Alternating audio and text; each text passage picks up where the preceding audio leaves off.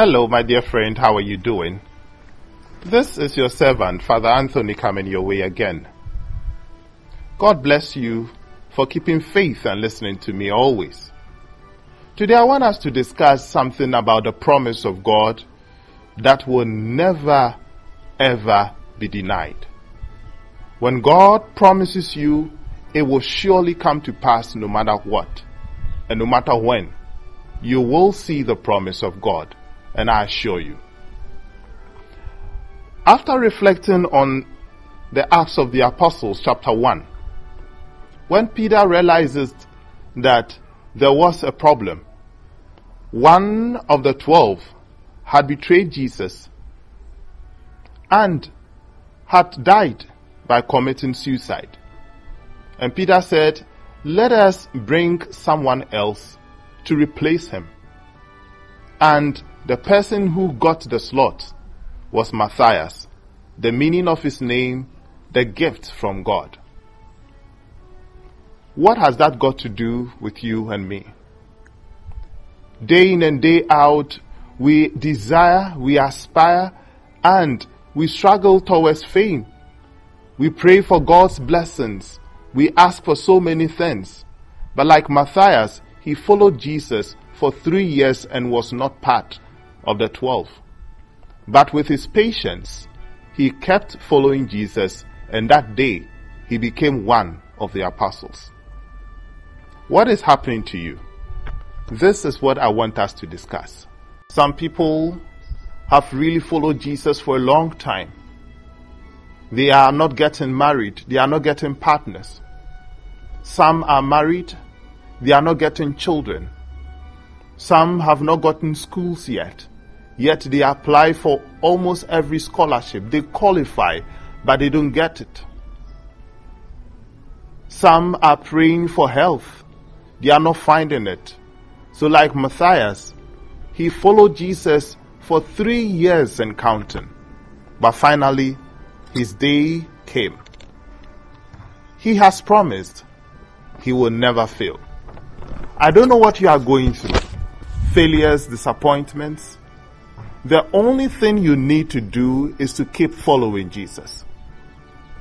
It's like a plant in a nursery.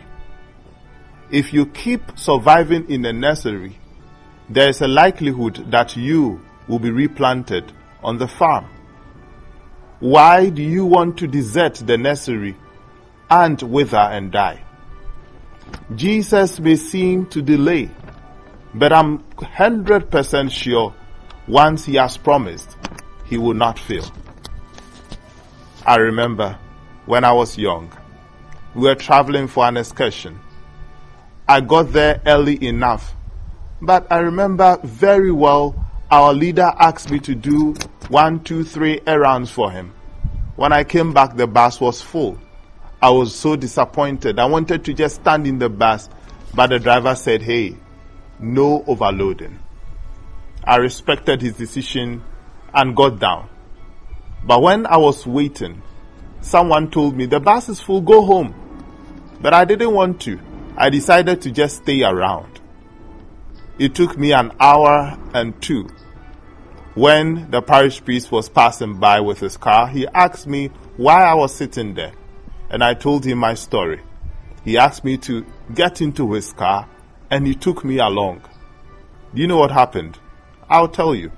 About 45 minutes later, we got to a point on the journey, and we saw the bus there. It had developed a fault, and all of them had gotten down. Here I came with a comfortable car. But when we got there, the funny part was that they had written that that place was for no stopping and no parking.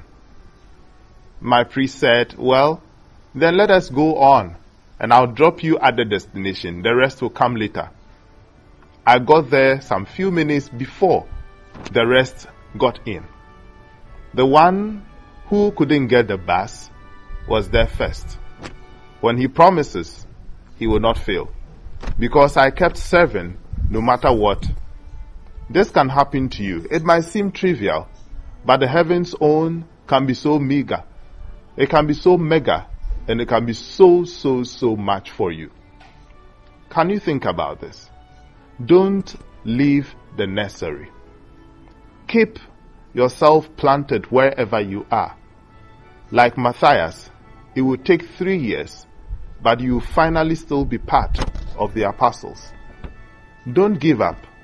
Keep following Jesus. He has promised, and he will not fail you. I will not be the first. You will not be the first. Keep on following Jesus. That day, you will smile with me. God bless you. Keep the faith, and shalom.